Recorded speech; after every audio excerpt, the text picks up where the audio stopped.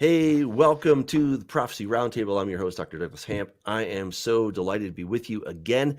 Tonight, we are going to talk about, could Daniel's covenant of many come in 2024?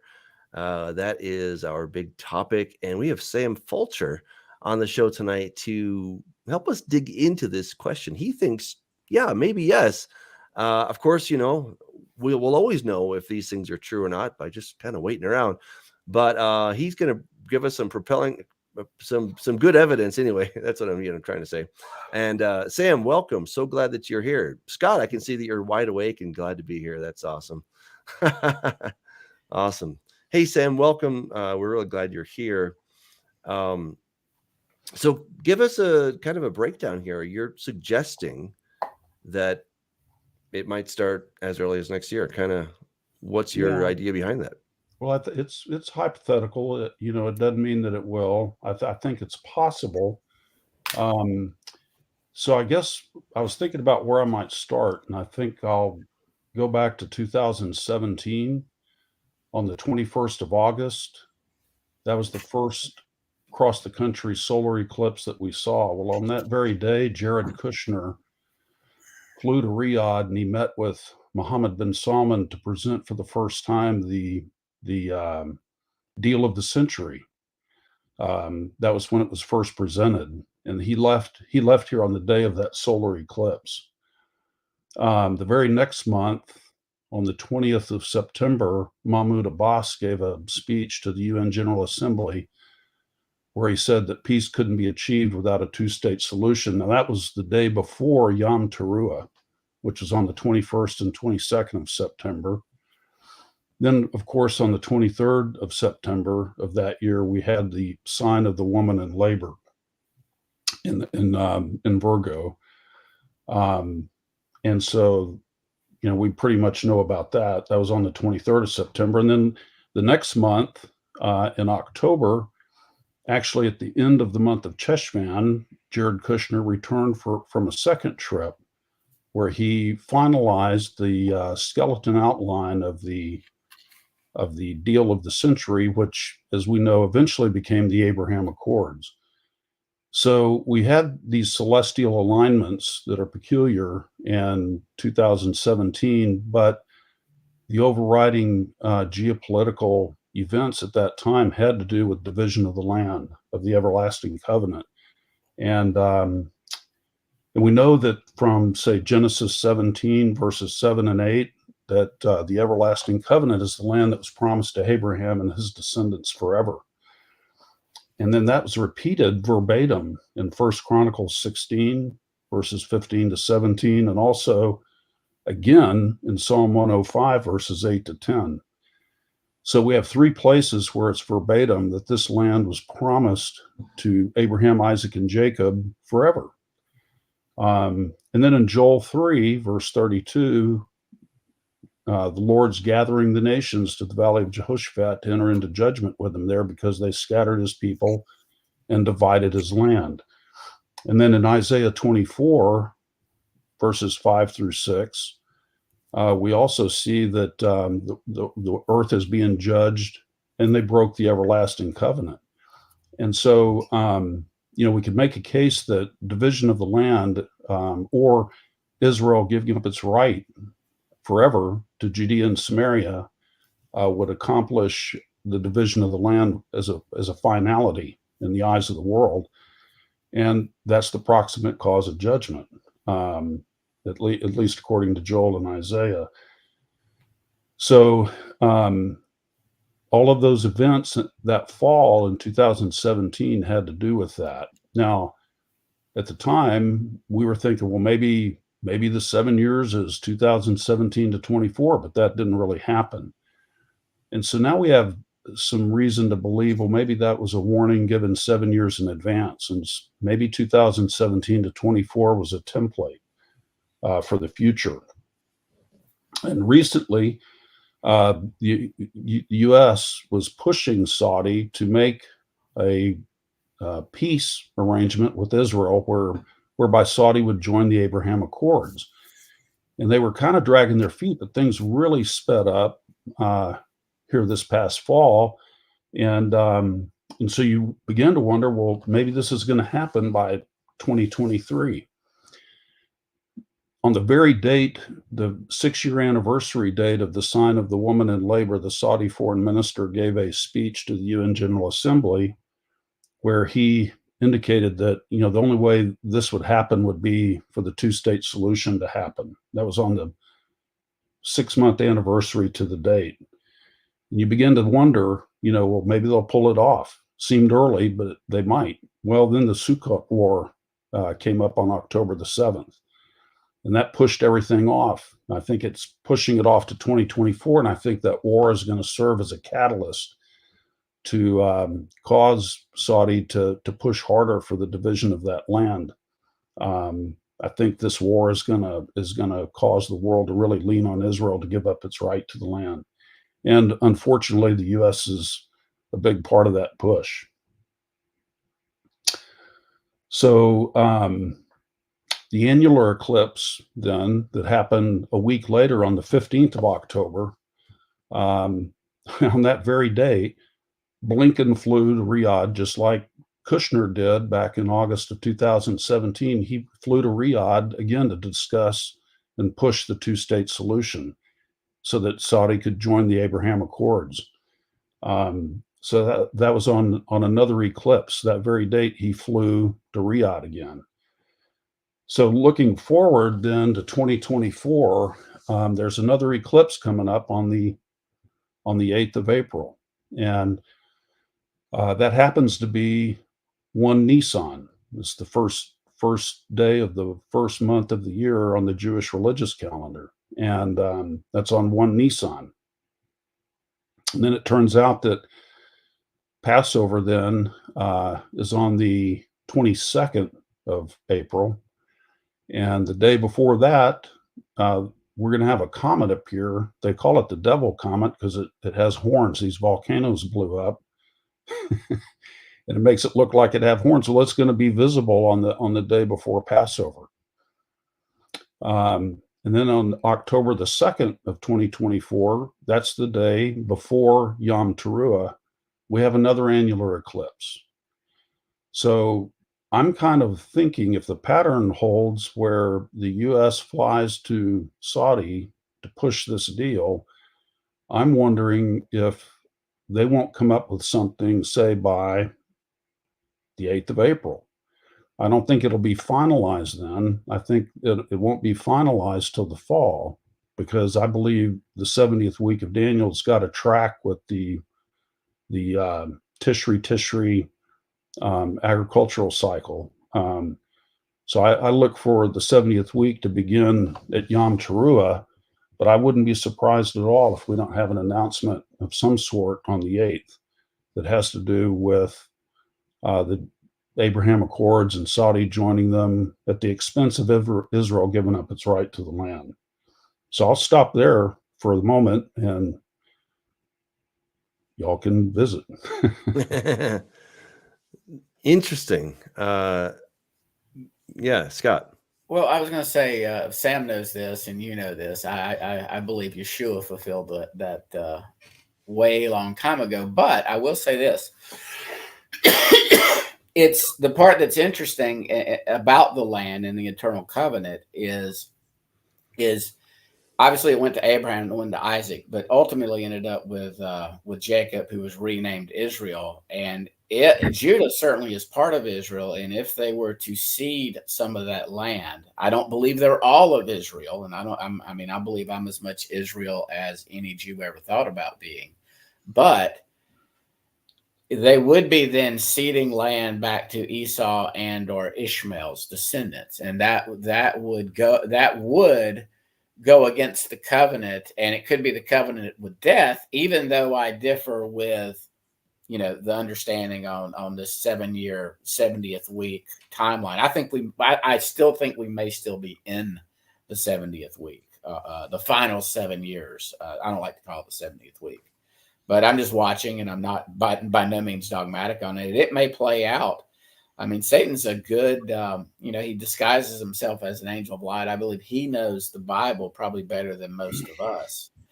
and I don't put it past him to use certain things in the Bible to try to attempt to fulfill prophecy. And obviously Yah's allowing it all to happen anyway. So he's not going to, Satan's not allowed to do anything except on God's calendar when God allows it to happen. But I don't think the occurrences of these signs, I mean, he gave us the sun, moon, and stars for signs and for appointed times. And I don't believe in coincidences. That I don't believe it was coincidence that it was on the, on the 8th day, as Judah was celebrating this past October 7th, as they were celebrating that 8th great day. It was like a double Shabbat. It was the weekly and the high Sabbath that this happened on that day. And we talked about it a little last night with Joe Dumont and Mr. Krieger, and we want to be careful here, but, because nobody deserves what happened. And there were many, many innocents. I mean, Jeremiah would be someone who was innocent with what happened when Babylon invaded. I'm sure there were other faithful remnant that weren't apostate. They got caught up in the judgment. The innocents got caught up in the judgment. And, I think it's symbolic that these, they were having like a pagan music festival, and it got hit hard. And I believe this is a warning to Judah and to America and to all of Israel and the entire world as far as judgment coming. There's, so I don't believe it's coincidence what happened last month. Yeah, I absolutely agree with that. It's not coincidence too, the September 23rd date where you had the sign of the woman in labor. And then you had, the Saudi foreign minister get up before the UN on the exact date. Well, the UN has set their date on September 23rd in 2024 for the Pact for the Future. That's to determine how the world is going to govern itself going forward. And that's like, 10 days before Yom Teruah. So it wouldn't surprise me a bit if Saudi joins the accords and they come up with some kind of plan to stop the violence at the expense of Israel giving up its right to the land, and they roll that all into this Pact for the Future on the exact 7-year anniversary date of the sign of the woman in labor. And so that's kind of what I'm going to be watching for this spring. And, I think maybe the announcement comes at the first of the religious year in Nisan. And I don't think that's an accident. And then you've got the thing actually takes effect 6 months later, beginning with Tishri. So we'll see soon enough. I mean, it's just a hypothesis. I'm not saying that it's going to happen that way, but there does seem to be a pattern that, that we took note of this past fall with these peculiar dates and events that happen on these dates. Yeah, absolutely. So do you think we're actually going to see the return of Christ by 2031? I mean, is that your gut feeling on this, or what would you do? I think that, my feeling is that if the events of 17 to 24 are a template, I did a video on this just a few weeks ago. It's the first one I did in a couple of years. But if it's a template for what we're seeing going forward, then I think this war, this invasion of Israel this year in 2023 is a preview of the war when they get their final invasion. Wait, what do you mean the invasion in Israel? Do you mean Hamas invaded? Yeah, Hamas. Well, okay, so you did have a small incursion, right? Is that invasion? I mean, it's just a preview. It's going to be thousands of times worse when the final thing hits. We had COVID. What do you mean by the final? Gog Magog. That Gog one. Magog. Zechariah.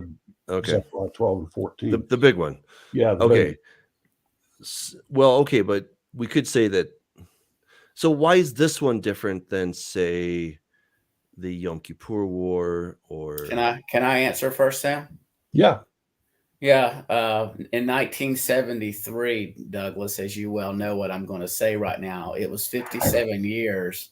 So we were at best around 1.943 days since Yeshua returned to his place. We were not anywhere close to the end of the second day that 2,000 years that, Peter's talking about it in 2 Peter 3:8. He's talking about the return of Yeshua.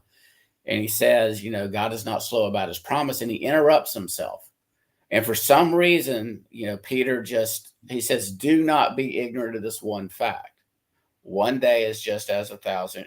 I believe that is what is significant. We didn't have AI at the time. There was no way to completely control international commerce to where no person could buy or sell.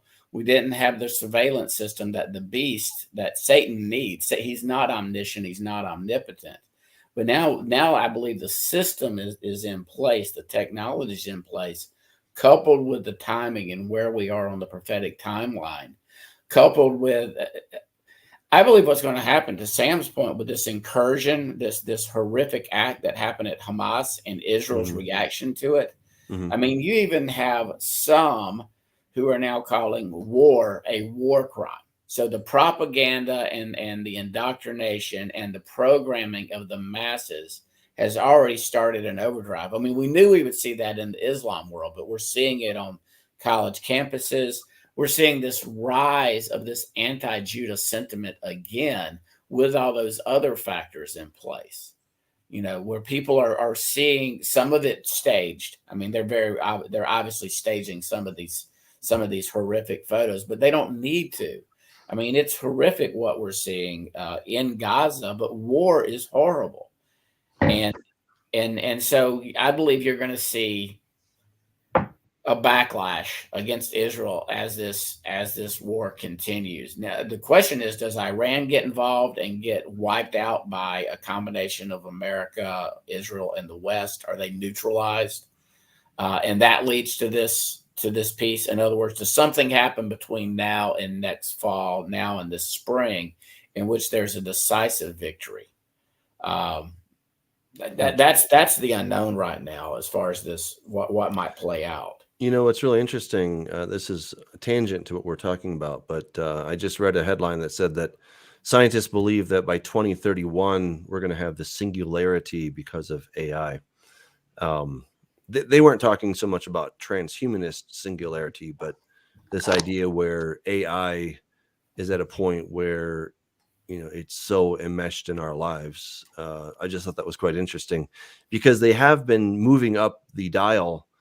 Ray Kurzweil was predicting that by 2045, we would have the point where humanity overcomes our limitations, and we become one with the universe. We become, we transcend our humanity completely and become post-human.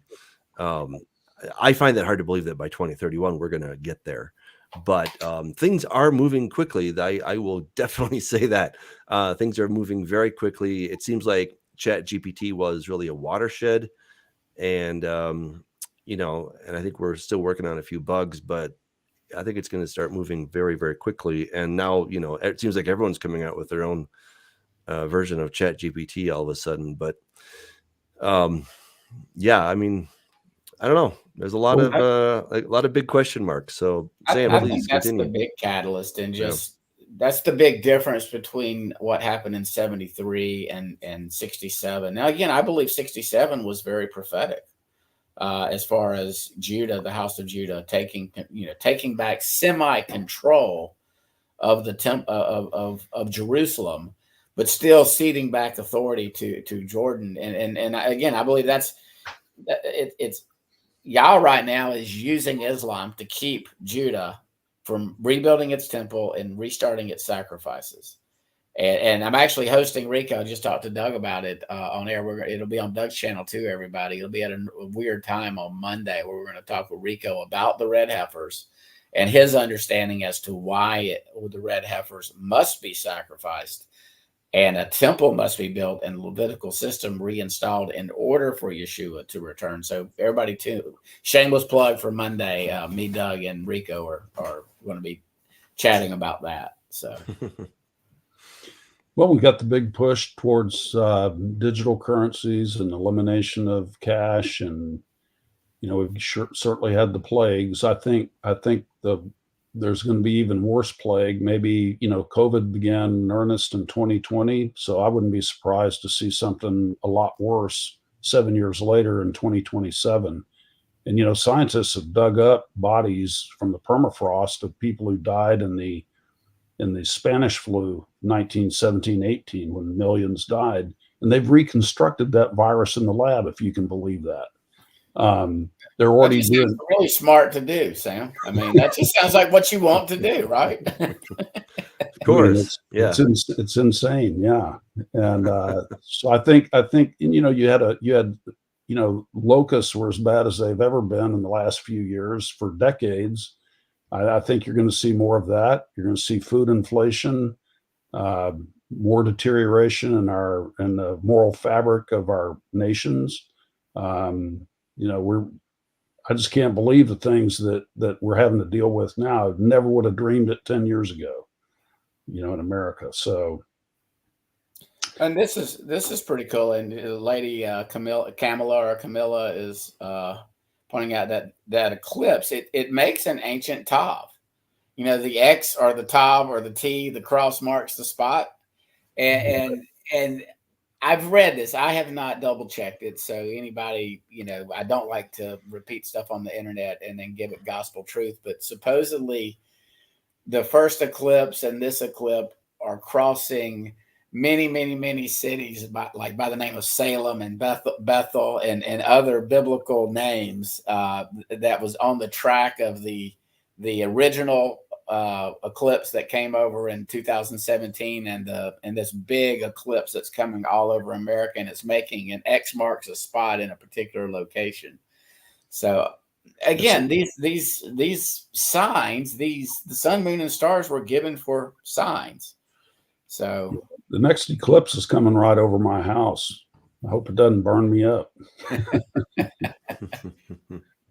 The thing is that the U.S. it's the biggest power that's pushing, Saudi to do this. And, the disgusting thing in my mind is it's for election purposes because, they want to do it so that they can win an election. And they give no regard at all to God's everlasting covenant, his eternal promise.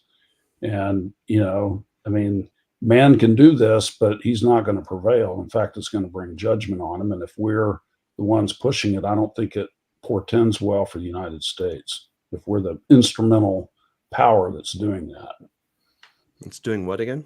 Pushing Saudi to join the Abraham Accords, which will be at the expense of Israel giving up its claim to the land that God promised it forever. So I have a question. So you have people that we call Palestinians. I mean, 100 years ago, everybody was a Palestinian before Israel, or before the Brits pulled out of Israel.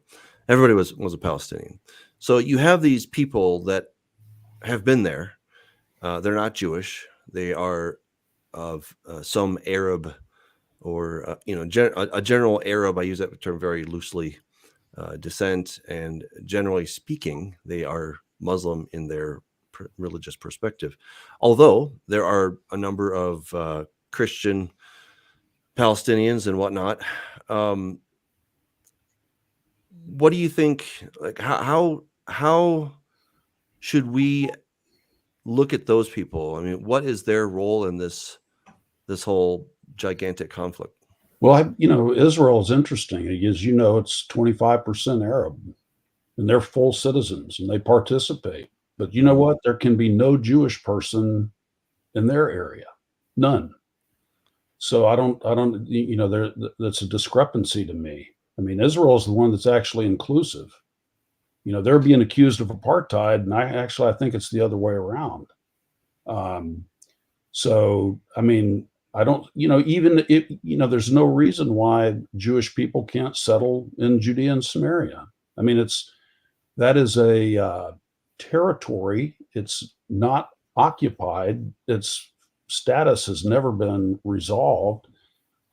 Jordan annexed it against all the rest of the world. The only people that recognized it were Pakistan and Britain. And then they had to give it up. I mean, it used to be Ottoman, right? Mm-hmm. But its final status has never been determined. And, there's no reason why both sides couldn't live there together, in my view. Same thing in Gaza. I think, the Jews were forced out of Gaza. 100% of them. They left, hoping that it would be peace. Dennis Prager made a great comment. He goes, if Israel laid down its arms today, well, they'd be wiped out tomorrow. Yep. If Palestine or if Gaza laid down its arms, there'd be peace. So, I think that, I'm not for kicking people out of their homes, but there's no reason why Jewish people can't move and settle in that area too. And I would say that, and you do have the propagandists and the people, and there is, and it's, I don't think we're being honest, there is a very minor, uber extreme religious sect amongst Judaism that is racist to its core. I mean, it just is. They spit on Christians. They believe that, they're superior because they're Jewish, but it is a very, very minor minority, even within the borders of the nation state of Israel, that believe this way, that have bought into this. The Jews are going to run the world and we're going to be their slaves and their chattel. I mean, and I understand from reading the Bible and reading scripture where they get it. I mean, if you take it literally, some of these prophecies, and it applies to all of Israel, the nations will be serving in the millennium. They are looking for their Messiah, and they are sort of like the Islam is looking for their Mahdi, in which they're going to rule the world and establish Sharia law. And so I can totally understand where these extremist groups of Judaism seize onto these passages in which it say the Goy, the ethnos, the Gentiles will be their servants or slaves. So I understand why they believe that, but it's such a minority that they're in the current nation state. And there are some at the upper elite level, and I would include in Rome and Islam and the head puppets that really run the world. We know what's coming. But right now, what's happening, even amongst certain prophecy teachers, I'll say one guy's name, Steve Banoon from Israeli News Live. Doug is aware of him. I don't know if you're aware of him. He's a former Christian Zionist that has flipped the switch. 99% of his updates, I listen to him just to get irritated, I think. 99% of his updates, he'll mention very little about Hamas and the evil of Hamas and the evil and how these children are trained in Gaza from day one to learn math by, if you kill 2 Jews and you kill a 3rd Jew, how many Jews have you killed? If you have 10 Jews and you murder 4 of them, he won't spend much time on that at all. But right now, ever since maybe a day or 2 after the atrocities, all he's talked about is Israel's war. War is not, as John Haller has said, war is not a war crime. There are going to be innocents die, just like Daniel, his friends, the Jews that were in the land and got caught up due to the judgment of Babylon. Innocents die in battle and innocents die in war. But that's where the propaganda is going. And I can see what's going to happen is Judah, the nation state of Israel. And my dad, Miss Jo Nolan's on here. She's a lady that helped raise me since I was a little bitty boy. And my daddy used to teach her Sunday school. And my daddy had a saying, keep your eyes on Israel. Now, my dad thought that Israel was only the Jews. I mean, I get it. That's what I thought up until recently. But there's no doubt that the house of Judah compromises Israel, and they have to be in the land for all the nations to gather against them. You mentioned Zechariah 12 and 14 earlier. It is a prerequisite for the house of Judah to be in Judea and in a defensive position at that time for those prophecies to ever have been fulfilled. They can never have been fulfilled until 1948. And that's what Doug, what you were talking about earlier, as far as you were asking about 73, what's different. I believe the political situation is different now. We know, we've got our Senate Majority Leader now calling who are allies with Iran, calling Russia, China, and Iran the axis of evil. So it's like everything's being set up for a major global conflict. And, how it all plays out, I don't know. I've always thought that there's got to be something that happens. Nuclear weapons used, major, an EMP or something. I've always thought that something would have to happen for the world, and if we weren't believers, for the world to go, if we don't get on the same page as nations, and we don't establish a national government, we're going to kill each other. We're going to exterminate the human race. I mean, that I can understand why our non-biblical friends and people that have a secular view and don't believe God's word, if that happens in the future, will be clamoring for a one world government, someone who could establish peace. So that's all. That's the way. That's always been my speculation as to how the one world government gets put into effect. There's a global cataclysmic war, or some, or it could be natural disasters. Yellowstone goes off. I don't know. Something's got to bring people to want to do this, but that's just my speculation mode. I mean, we know all nations gather against Jerusalem at the end. It's a cup of trembling. Based on that, Sam, do you think we're going to see the Antichrist beast figure rise up in the next 3, or I don't know, year, so 3 years, whatever? Yeah, we'll go. I'll go through a few more dates. Y'all probably already know this, but so let's say that the annular eclipse on the 2nd of October is the marker for when maybe you see some kind of finalization of an agreement for Saudi to join the Abraham Accords, which would strengthen the covenant. It would cause the Abrahamic covenant to be stronger when they join it. If they did that, turns out right at Yom Teruah, then 1,260 days later lands exactly on April 14th, 2028, which is the middle of Passover week. And from there, looking forward 3.5 years later to the end, 1,260 days later lands exactly on Yom Kippur of 2031. 1,290 days lands on the 10th of Cheshvan, and that's the day that Noah was told to enter the ark, because the rain was going to start in 7 days. And when he entered the ark, he didn't see any more evil people, because he was at that point separated from the world. And when he got off, all the evil folks had been washed away. So he was separated then from evil from that point forward. And it's 1,335 days exactly from April 14th, 2028 to Hanukkah in 2031.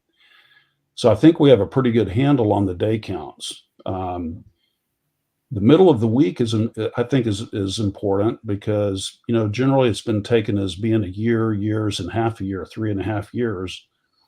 And it is about 3.5 years, but more importantly, in Daniel 12, when it says time, times, and half a time in the Hebrew, well, that's speaking of the Moedim. And how can you have half of a Moedim? How can you have half of those if there's 7 of them? Well, if you're in the middle of Passover week, that's half of the week of unleavened bread. So Passover's already gone, first fruits is gone. You have 3 cycles, 3 complete cycles. And then you're beginning at the middle of Passover week. So you have half a week there. Then you have Shavuot. Then you have Yom Teruah, and then Yom Kippur, 3.5. So it's 3.5 Moedim also.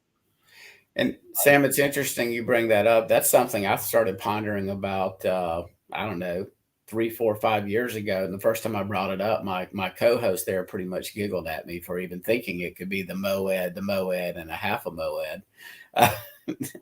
I look at that as it could be, again, this is looking at the scripture.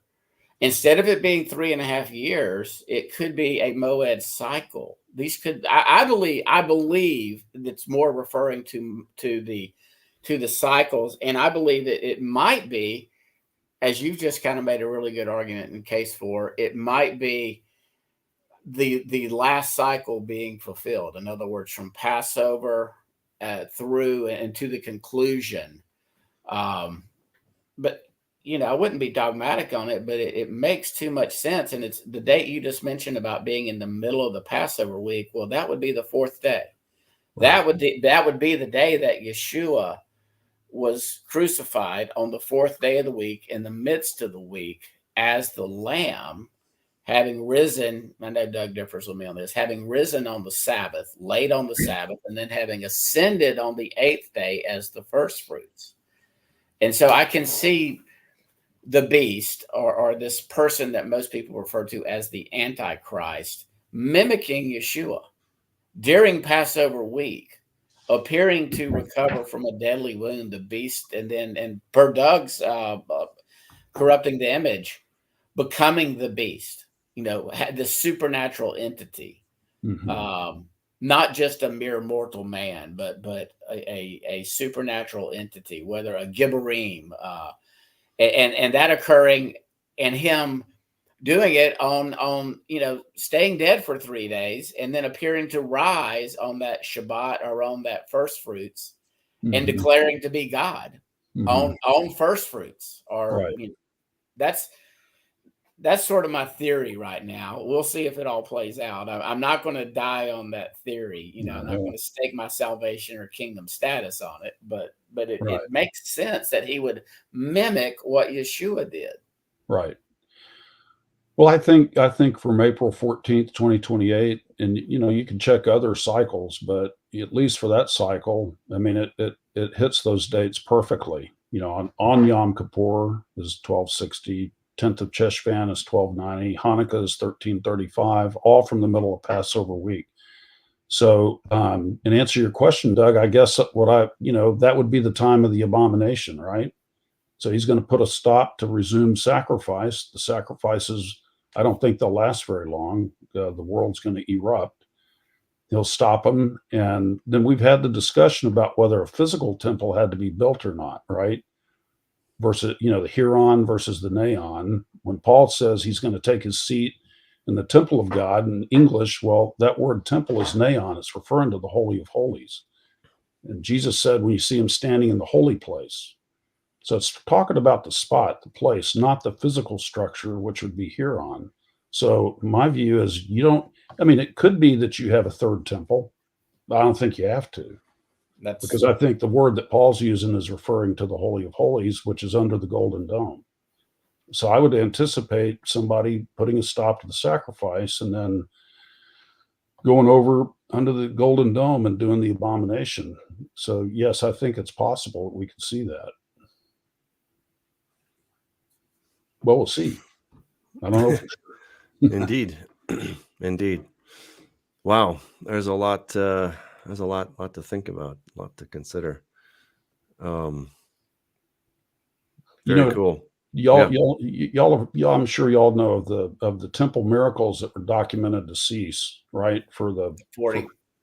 For 40 years up until the destruction of the temple. And if that's related to the crucifixion, would be in 2030 AD. And Scott pointed out, in Hosea, it says, I'll be gone 2 days, right? And he's going to raise us on the third day. So 2 days, if a day can be a 24-hour day, it can be a year in the Bible, it can be 1,000 years. It depends on the context. But in that context, it'd be 1,000 years, 2,000 years from 30 AD is 2030. So I think it's worth watching. If it doesn't happen in 2024, then I think all bets are off. And I don't think it's a coincidence at all that it was 40 years. And I don't like to say 70 AD. I say 70 AD-ish because we're dealing with ancient secular dates and we're relying upon secular historians to establish it. So I don't think they're set in stone or in the rock. 70 AD could have been as early as maybe 28 or 27. It could have been as late as 31, 32, 33, because we're dealing with these ancient dates. And I know there's some people that would vehemently disagree, but that's why I'm keeping I'm watching Passover this next year. I was obviously watching to see if anything major would happen during on Yom Teruah this year or on Yom Kippur. Obviously nothing happened. And then something I believe it was a little warning from Yah allowing this to happen, because he allowed it to happen. In other words, he permitted Hamas to do what they did on October 7th. Yes, I mean, he He allowed it. He if allowed it. anybody wants to take it up with Isaiah, he created evil and he allows it. Isaiah says he barad ra. Mhm. You can call it darkness, you can call it another name, but bara is the Hebrew word. Doug can correct the way I'm pronouncing it, but it's the Hebrew word for created. So he barad created the heavens and the earth, and he barad created Ra. And so he's allowing all this stuff to play out, and he allowed the judgment. He allowed and permitted and prophesied the horrendous judgment as recorded by Josephus on Judah and on Jerusalem in 70 AD.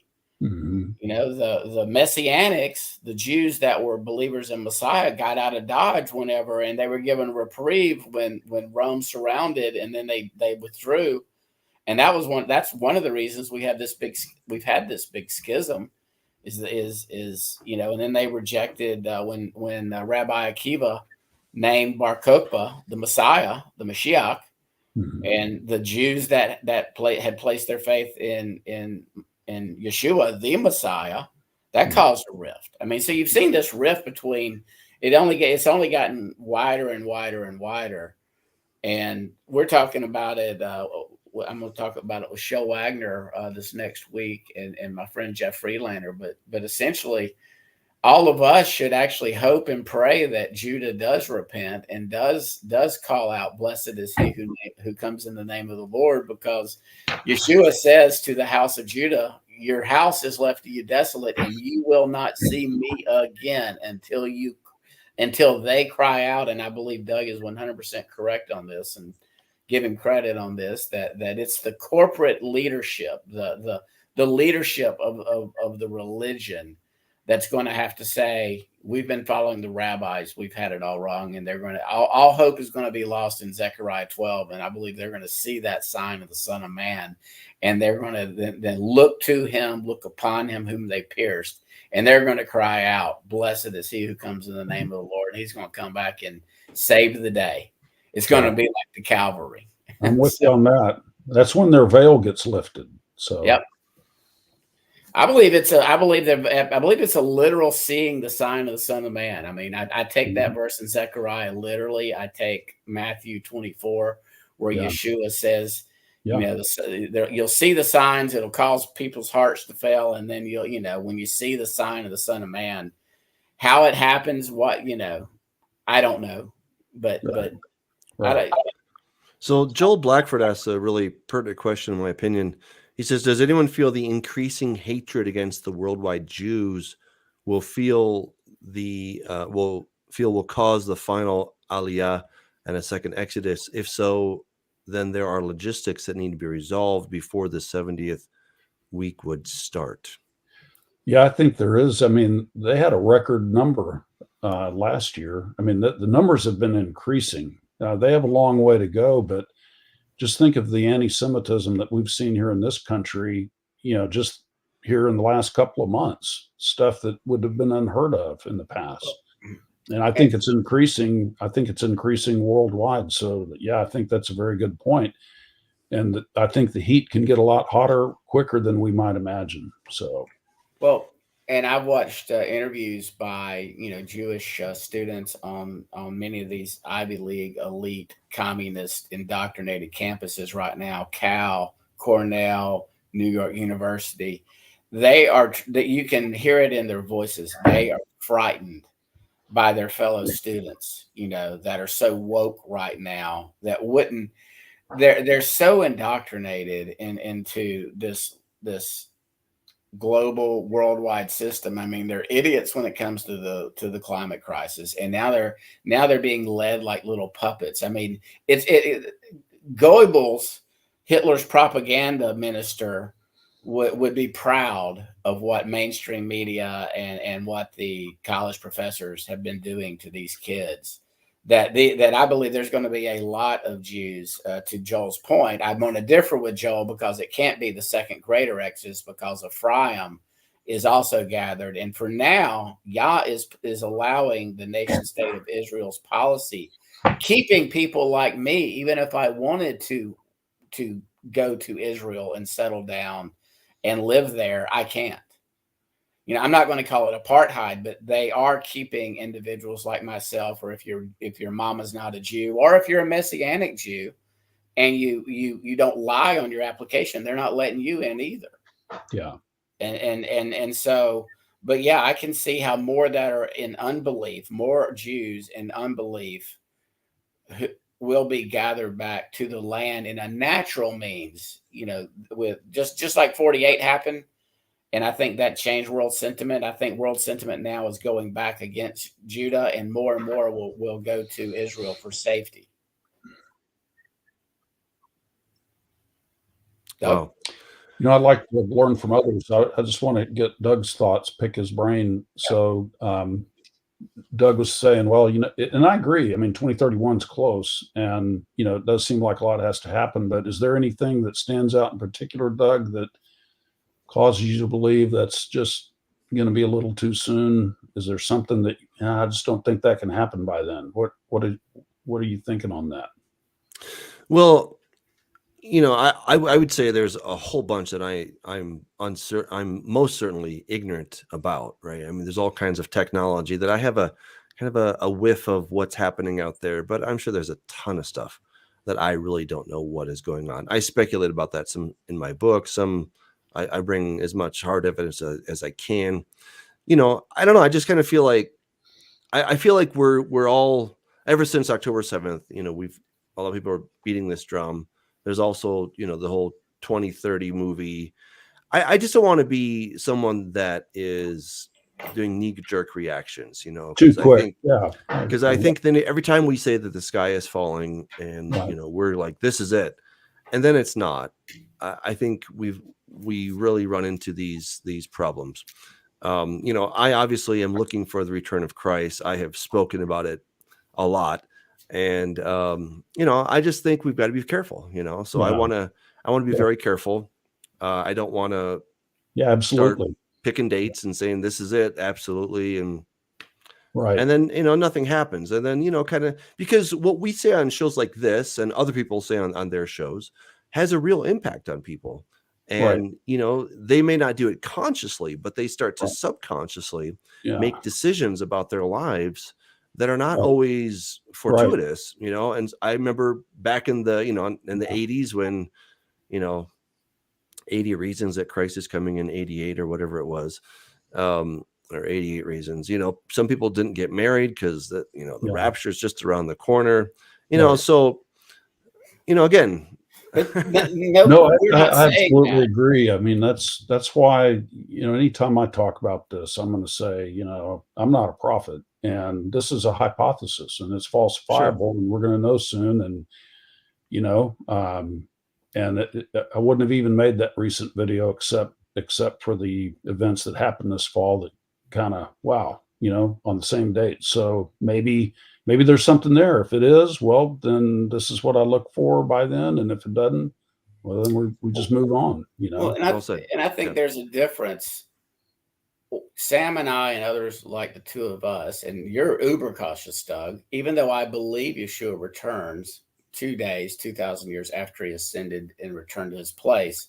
Right. I will never state that dogmatically, and unless and until we see what is no doubt, by golly, the abomination of desolation, unless and until there is a worldwide global system put in place in which I cannot buy or sell. I can no longer practice law unless I'm getting paid in eggs or deer meat, or in other words, I can no longer participate in commerce. There is any image which I must bow obeisance to, sort of like Shadrach, Meshach, and Abednego, and people are getting killed for their faith in Yeshua, then we're not there yet. Okay? Like there have been some who jumped the gun, in my opinion, and not in my opinion, I'm certain on this, and we're calling the clot shot, the jabby jab, the abomination of desolation. And they were totally ignoring every passage in Revelation 13 because none of that's happened yet. None of that has come to pass. And these individuals were predicting certain dates that would happen the next month or the next year. None of that has come to pass. And I like Sam's approach. It's a hypothesis. It can be tested versus saying it's going to happen. You know, by golly, dogmatically. Like I interviewed Joe DeMond last night, and he thought the abomination of desolation, as he understood it, was happening on the 22nd. It didn't. The location that he was looking at, there was nothing that occurred. And now he sort of moved it back 2 weeks and trying to say that the Buddha statue and what happened. I'm like, Joe, you're stretching it, buddy. You've and I like Joe, but that's kind of my point. I'm glad you brought that up. I don't like the fact that he's been so dogmatic on it. Right. And again, I don't tell you, Doug, you're prideful and arrogant because you don't agree with me. If Sam were coming on here going, you just don't understand what I'm saying, and he was being dogmatic on this, then my hackles would go up. Like Sam and I have discussions back and forth on the phone, and I'm like, Sam, we need to live stream this. This is just us differing, but in an agreeable way. Where we have different understandings on how prophecy might be fulfilled. And like I like to tell Sam and I are we don't set a year, but we're 1 year and 10 days apart from one another. And we're not going to be arguing about it if we get that far. Right. Well, that's an interesting point, the year and 10 days. So, Noah got on the boat on the 17th of Cheshvan, right? When you're reading it, I've read it before, and you think, why is that even in there? And then he gets off the boat a year later on the 27th. So he was on the boat through the wrath of the flood for a year and 10 days. But it's interesting that the Feast of Trumpets is 10 days off Yom Kippur. And if it's, as I believe from a pre-wrath perspective, that the gathering happens, you don't know the day or the hour around the Feast of Trumpets, you're then removed from wrath for a year and 10 days, just like Noah. So I think that's a good analogy, but, we'll see. And the next time I can wrangle you on and get you away from your retirement schedule, that's the topic I want to discuss with you, and whether or not this gathering and this hiding away, this protection, must we be immortal, or can we remain mortal, as I think it was Philip talking to the Ethiopian eunuch who was raptured from one location to another. He was Star Trek. Paul was raptured, or a man he knew was raptured to third heaven, and he remained human, or a man he knew. The disciples are in the middle of the Sea of Galilee, Lake Gennesaret, or anyway. The Kinneret. They're in the middle of that big old lake over there. The Kinneret. Yeah. And they're and then all of a sudden they're on the other side of the lake. They're like supernaturally Star Trek from the middle of the lake to the other. So our God, if he wants to do it, Yah can do whatever the heck he wants to do. If we're hiding out during this great tribulation period, he wants to bring us somewhere and protect us. That's easy stuff. If this beast person, this Antichrist, captures you and says you must bow down, be like Daniel, be like Shadrach, Meshach, and Abednego. Well, our God can save us if he wants to, but we ain't bowing. Worst case scenario, you go to sleep and you're resurrected in the probably out of space time at that point in time. So and again, the purpose of these prophecy discussions and what we're doing right now and what will be happening is for repentance. In other words, what's going to be happening? What happened to Israel, the nation state of Israel, and to Jews and people that were caught up in it. That's a warning sign to repent. What's going on in America right now with all the nonsense? I mean, we had people celebrating. I put out on Facebook. You would think it was a picture of people in Ohio. You would think either the Bucknuts won the national championship, or maybe they were corporately celebrating the fact that they were all going to be grandmothers or mothers or fathers.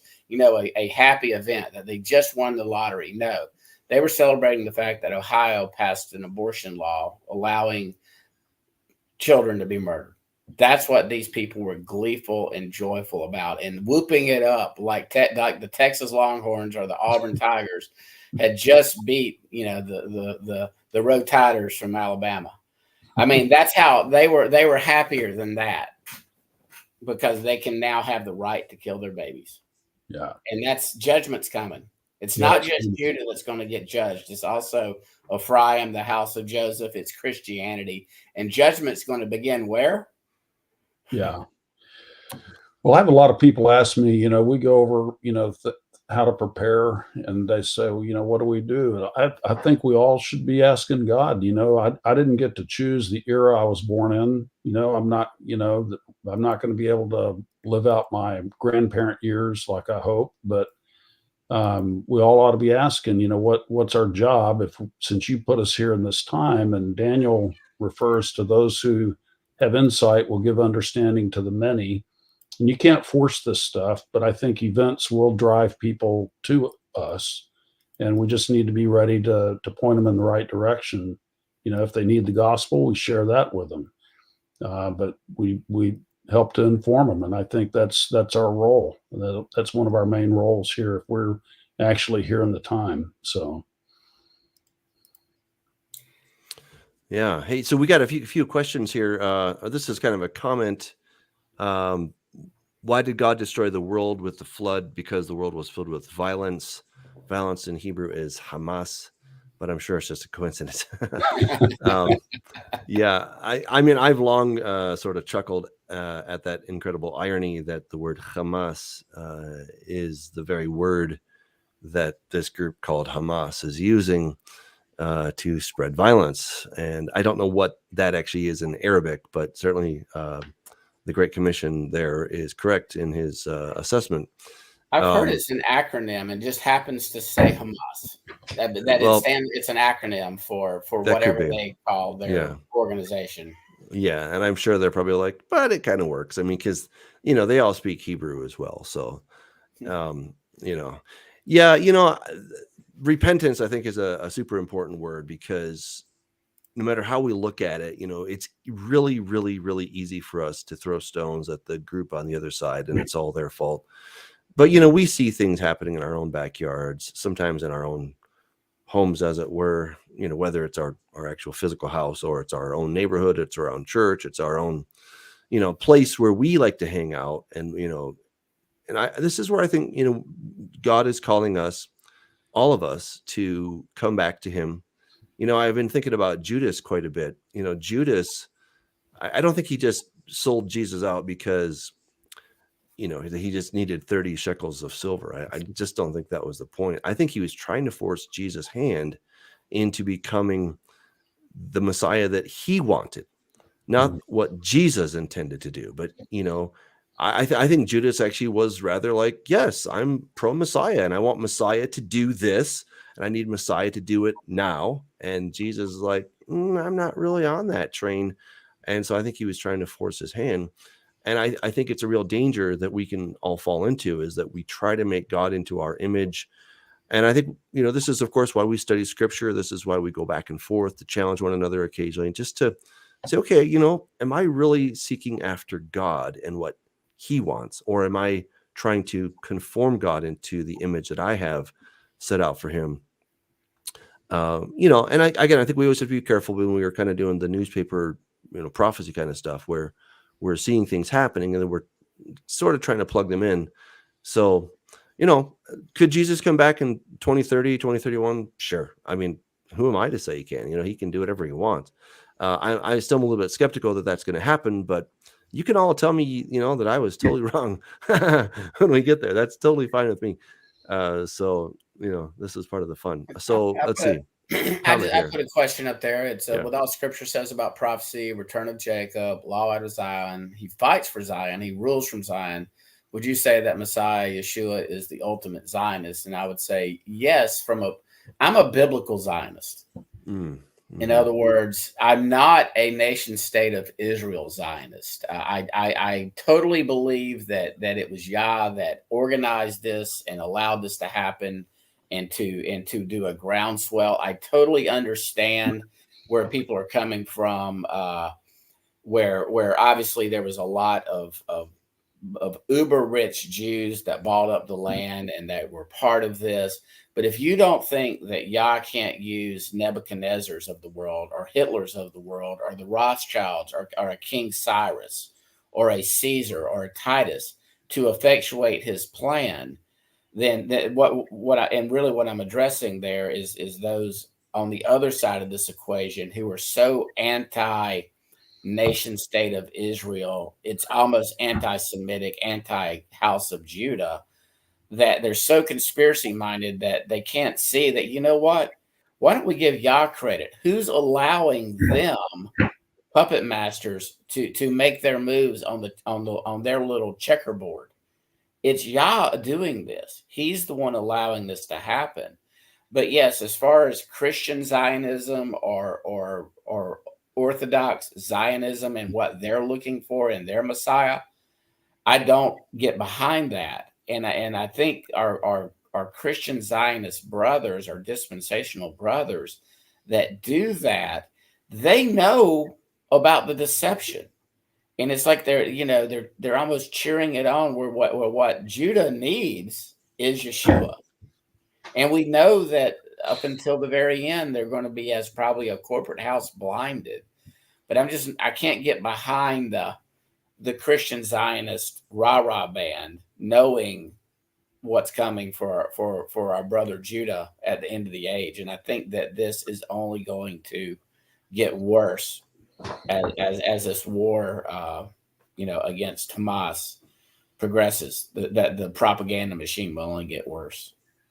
It's interesting, Isaiah 34, that's a judgment chapter, right? Day of the Lord. It's got direct quotes out of Revelation.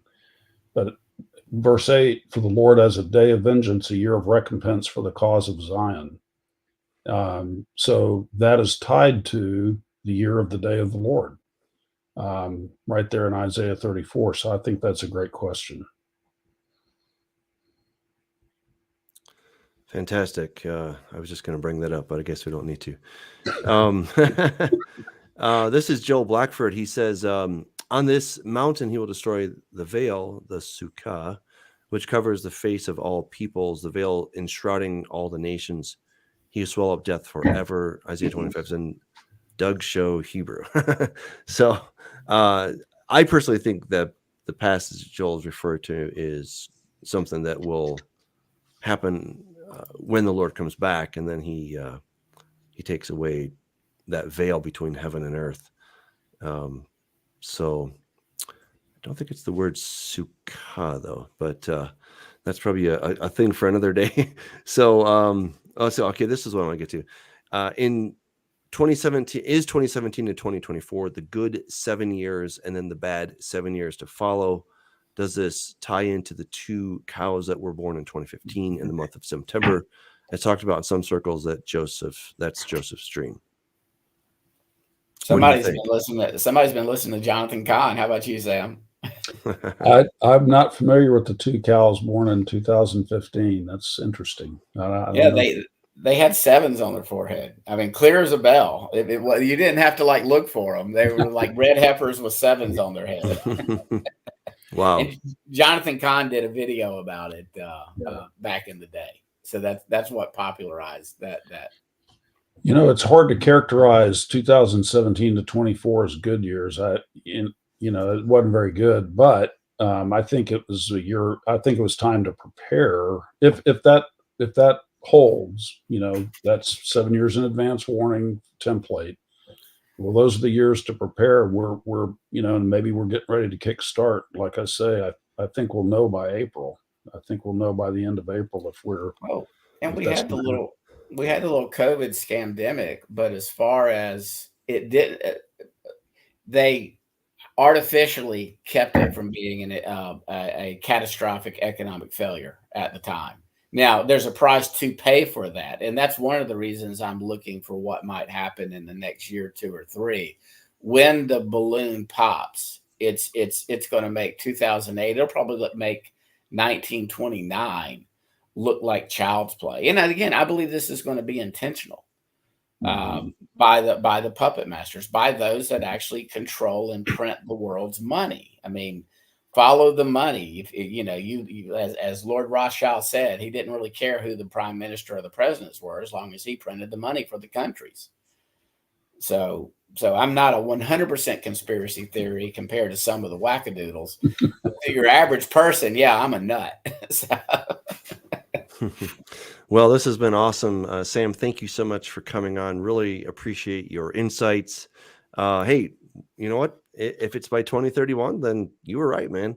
Well, we'll see. We'll see, right? And I think that's kind of the main thing.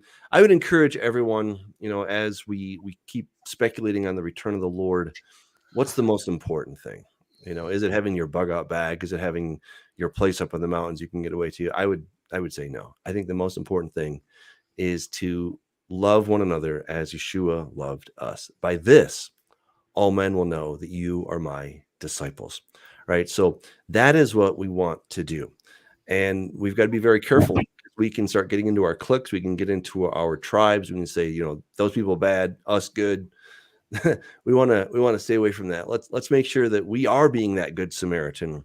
And sometimes, we're loving that Samaritan that we think we shouldn't. So let's focus on that. Thank you for joining us. We're so glad you're here. Join us next week. We will have more great guests, and we'll have more exciting topics. If you have some great topics you want us to talk about, why don't you send them to us?